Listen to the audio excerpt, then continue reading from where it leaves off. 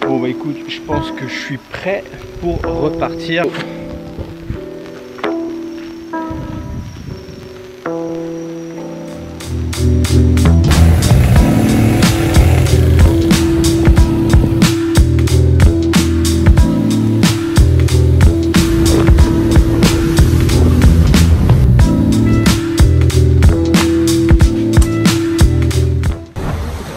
Bon bah je viens d'arriver sur le port de Lambangan et la mer est assez sympa, c'est bleu. Bon bah ce que je vais faire maintenant, je vais me prendre je vais me louer une moto là, un scooter, et comme ça je pourrai bouger un peu partout. Scooter? Berapa?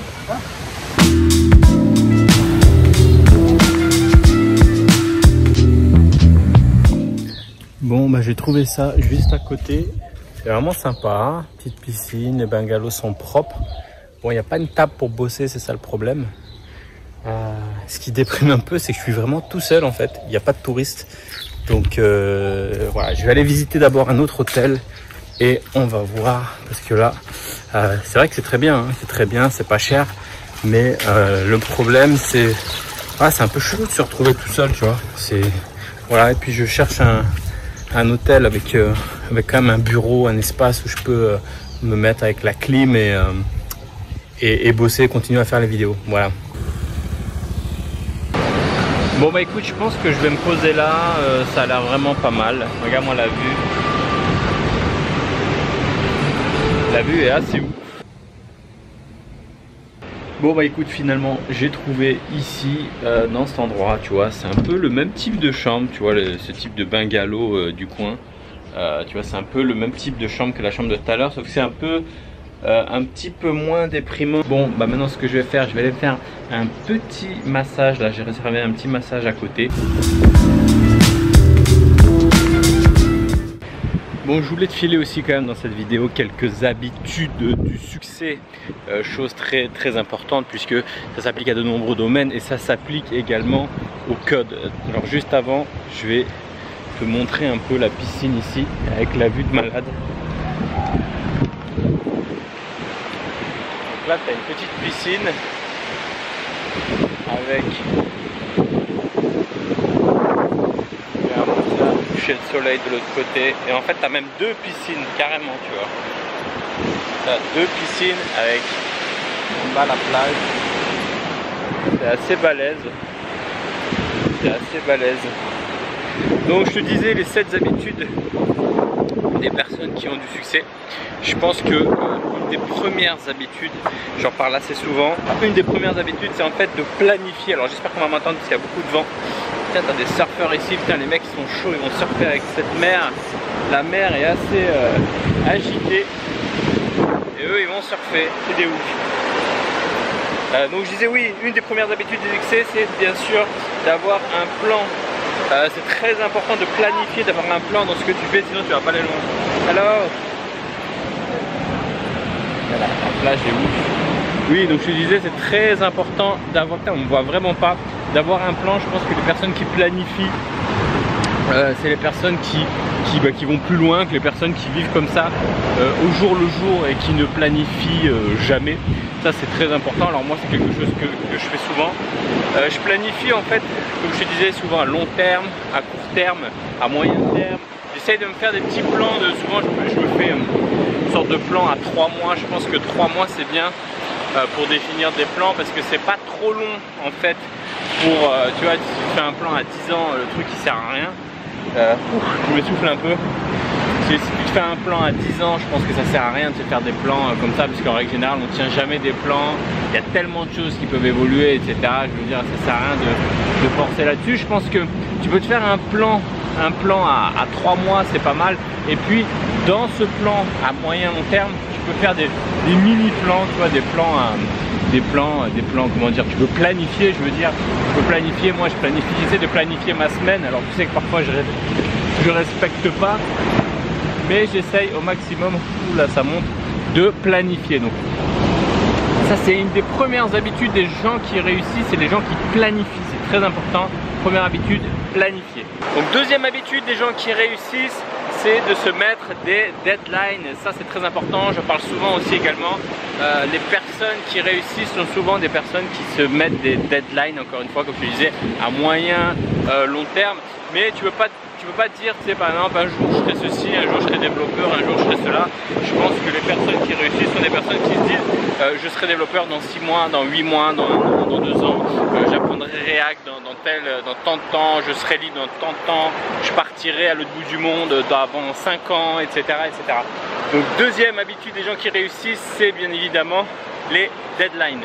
Troisième habitude des personnes qui réussissent, ça c'est quelque chose alors aussi de très important, c'est le focus, le fait de rester focus. J'en parle assez souvent aussi, mais je vois trop de développeurs qui se défocus, qui pendant un moment ont envie d'être développeurs, ensuite ils ont envie d'être dev back, puis dev front, puis dev je sais pas quoi, et au final ils se retrouvent dev rien du tout parce qu'à chaque fois ils se défocus. C'est-à-dire que soit ils changent d'avis, soit ils changent d'idée, soit ils changent de plan, soit ils sont distraits par d'autres choses. Il y en a, moi une fois, il y avait un développeur, une personne qui cherchait à apprendre à coder, qui voulait coder en fait et qui me dit ouais je vais commencer par HTML, CSS, machin, tout ça. Et puis un mois plus tard il me dit ah finalement je vais me lancer dans le dropshipping, ça m'intéresse plus, etc. Donc tu as beaucoup de personnes en fait qui restent pas focus comme ça, qui passent de projet en projet sans jamais en fait rester focus sur un seul projet, histoire de bien avancer, sinon bah, tu fais du surplace, tu switches de projet en projet où tu es tout le temps distrait. Et voilà, donc c'est très important. Troisième habitude des personnes qui réussissent, c'est le focus. Une autre habitude des personnes qui réussissent, c'est la connaissance de soi, le self-awareness. Alors je sais pas si je le sais bien, mais c'est le fait de se connaître en fait tout simplement. Tu vois, par exemple, il y a des gens qui aimeraient, je sais pas, faire telle ou telle chose et au fond d'elles, elles se connaissent pas vraiment et elles savent pas que c'est quelque chose qui leur plairait pas. Moi typiquement il y a des choses, je sais qu'il y a des choses qui m'intéressent comme ça, vu de loin, tu vois, vu de loin je me dis ah ce truc ça peut être bien, ce truc ça peut être bien aussi, machin, ça m'intéresse vu de loin, mais je me connais à titre personnel, je me connais à l'intérieur et je sais que c'est quelque chose qui va pas me plaire, c'est à dire que si je pars dans cette direction, en fait je vais perdre mon temps, je vais perdre de l'énergie, etc. Tout ça parce que je me connais, on va dire, de mieux en mieux. Cinquième habitude des personnes qui réussissent le plus, c'est le self-control. Donc ça c'est très important aussi, je sais que c'est quelque chose qu'on acquiert beaucoup avec l'expérience ou avec, j'ai presque envie de dire avec l'âge, avec la maturité. C'est vrai que quand on est jeune, on est un peu comme ça, on part au quart de tour, on a envie de faire tout et n'importe quoi, on ne sait pas se contrôler, etc. Et je pense que les personnes qui ont ce self-control, qui savent se contrôler, qui savent ont une vision claire et qui ont tout simplement le self-control, c'est des personnes qui réussissent. Sixième habitude des personnes qui réussissent, c'est l'autodiscipline. Alors ça c'est très difficile, c'est quelque chose qu'on acquiert. Je pense que il y a deux types de personnes sur cette planète. Il y a des personnes qui sont naturellement autodisciplinées et des personnes qui sont malheureusement pas trop autodisciplinées. Moi je sais que pendant très longtemps j'avais du mal avec l'autodiscipline, le fait de me discipliner, de dire ok je vais faire ça, machin, etc. Et je pense que c'est quelque chose qui se travaille, très important, ça c'est quelque chose qui se travaille. C'est pas, si c'est pas naturel chez toi, t'inquiète pas, c'est pas un problème. C'est juste que il faut que tu apprennes à être autodiscipliné, ne pas attendre qu'un patron ou quelqu'un te dise quoi faire, quand faire, etc. Si tu veux être quelqu'un qui est successful, il va falloir que tu sois autodiscipliné. Et enfin la septième habitude des personnes qui réussissent, c'est l'action, tout simplement l'action, je sais, je le répète souvent, l'action. Les personnes qui réussissent sont les personnes qui passent systématiquement à l'action lorsqu'elles veulent faire quelque chose. Je veux dire, il y a deux types de personnes, encore une fois je le répète, il y a des personnes qui vont toujours voir des plans, il y a des personnes qui vont toujours imaginer 50 000 plans, ceci, réfléchir, comment faire, etc. La meilleure stratégie, le meilleur ceci, le meilleur cela. Et il y a ceux qui passent à l'action, tout simplement.